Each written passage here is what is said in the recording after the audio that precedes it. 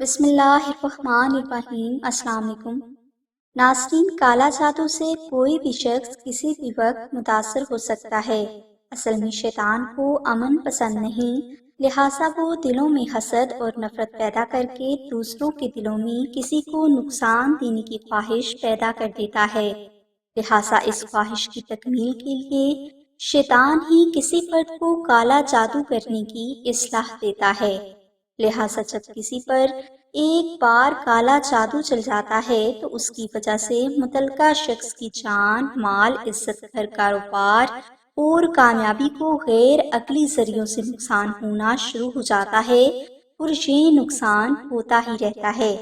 اگر کوئی بھائی یا بہن یہ چاہتے ہیں کہ ان کی جان، اولاد، گھر اور کاروبار ہمیشہ کالا جادو سے محفوظ رہیں تو اس مقصد کے لیے وہ چاند کی پہلی جمعرات کو 3 مساکین کو کھانا کھلائیں اور اس کے بعد عشاء کی نماز کے بعد اول و آخر 10 مرتبہ درود پاک ورد کرنے کے بعد 2 نفل نماز ہدیہ محمد آل محمد اس طرح ادا کریں کہ ان دونوں نوافل میں آپ الحمد شریف کے بعد 3 مرتبہ سورہ اخلاص تلاوت کریں۔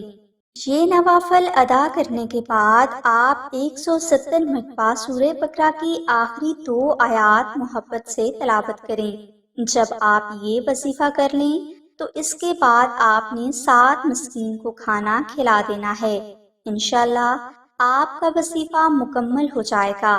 لہٰذا اس کے بعد آپ نے روزانہ 10 مرتبہ درود ابراہیمی اور 7 مرتبہ سورہ بقرہ کی آخری 2 آیات ورد کرنے کی عادت ڈال لینی ہے۔ انشاءاللہ اس وظیفہ کی برکت سے آپ کے جسم، گھر، اولاد یا کاروبار کے مقام پر جادو کے اثرات تلف ہو جائیں گے اور آپ کا روحانی حصار قائم ہو جائے گا، جس کی وجہ سے اگر کوئی فرد آپ پر جادو کرے گا تو وہ جادو اسی پر پلٹ جائے گا۔